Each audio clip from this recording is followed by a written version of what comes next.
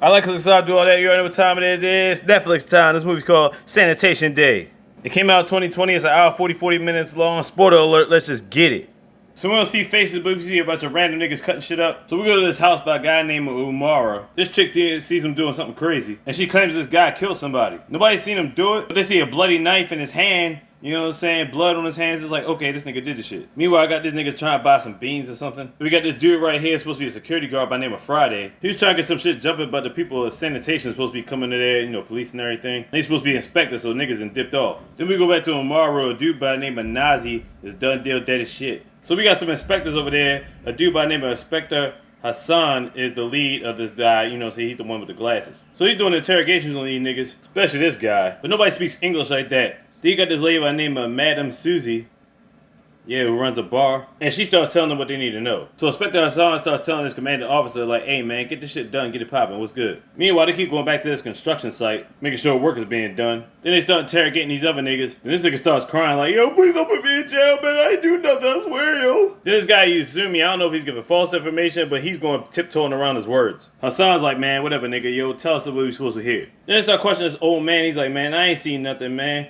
You already know what it is. This other girl was there. She pulled in the investigation. She's the one that called y'all. Then we see Maki and this dude Friday, you know what I'm saying? They doing security work and they hear a noise in the background. They go investigate this house. They see a broken chandelier. So I don't know what they did. They ain't calling in or whatever is good. But apparently he's concerned. You already know what it is. Then they start talking to Madam Susie, trying to figure out, put pieces of puzzle together. And she starts talking about this dude that came into her bar. Then this other lady comes through trying to make sure Umaru is doing what he's supposed to be doing. I don't know, she's trying to collect money from him or some child support. I don't know what the fuck is deal. But he puts him over there with them until they get that proper investigation. All of a sudden they get a loud scream and somebody's all laid out dead. But he ain't dead. One of the investigators slaps him and wakes him up. And apparently he's supposed to be some random drunk. Now he was at the bar with supposedly somebody else is supposed to be getting the shit popping. But apparently he don't know nothing. He's just a drunk and that's what he does. He gets drunk. He's talking to this other guy like, look, man, I just get drunk, man. I don't know nothing. Other guy's like, yeah, all right, you was there the same time. Such was there. Now who's such and such? Once again, the officers are still trying to put pieces of the puzzle together. Then we get this situation where these two people are trying to hide out. They're in the same apartment complex. Police find him like, man, what's good? You stay here, yo, what's good? He's like, yeah, I'm kind of staying here. And they go in and wreck shop. Come to find out this motherfucker finds her in there. And apparently they're supposed to be married. She having affairs. The fuck is going on out here in these streets? The beef is turned up. And now Jonah's about to get the business from you, Cosme. Then we get this random ass talking scene about how that girl was in there. She's a hoe. She thotting. All this other shit. And come to find out she was fucking with homegirl's husband. She catches him in the alley and whips his candy ass. And they question him about all the shit that's been jumping off. Then they talk about how they was in the club that same damn night. Police try to figure out stuff, but they ain't getting nowhere with them. Then we found out about Madam Susie and the homegirl that was helping out. She said she got the money for drinks from them. But at first she lied about it. So it was like, what's the real story? Police officers like, look, you will tell us what's good. Or bottom line, you go to jail for obstruction of justice. Then this nigga Jonah starts coming clean, kind of. Then they go back to having a conversation with Madam Susie, and she already told the real story. Jonah, you fucked up. Jonah looking scared as shit. Then Madam Susie's at the homegirl like, bitch, tell the real story and stop fucking around. She starts stripping her clothes off like, bitch,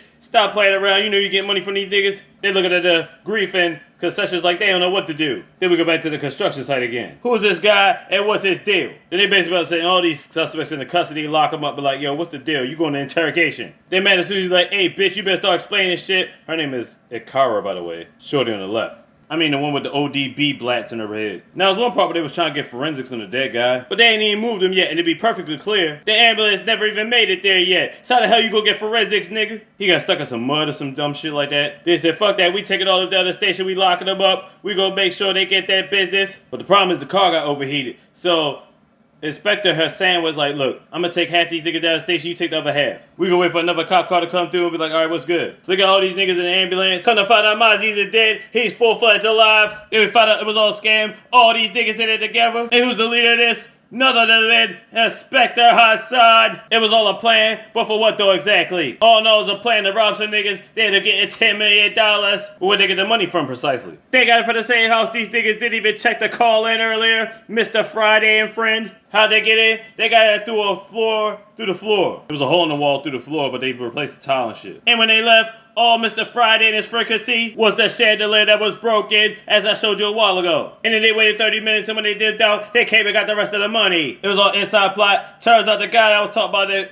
construction or whatever like that. His name was Tony, and he was running all the whole operation. Now how you know that? Because he was digging tunnels when he was at the construction part. And the other side, these niggas is like, man, we scared. We trying to figure out how this gonna go down. How we not gonna get locked up for this shit? And even back when Mr. Friday was trying to get some beans, Mr. Tony was in the conversation the whole time back then about this shit, but nobody knew it. He's like, nigga, I got this in the bag. We got this. You just stick to the plan, and we gonna run this shit. All the old niggas, including the fake drunk ass nigga, was clearly part of the plan. He was acting fake drunk. But bottom line is, you knew what was going down. E was in it too. She got the fake letter, whatever like that. But bottom line is, she was part of the conspiracy. Now was they getting the money? They had dug a tunnel and they get it through the construction site. Once again, the squad is questioning the motives like, hey, how we gonna get away with this? My nigga Maki was like, yo, just stick to the plan. We got this shit. You ain't no real policeman.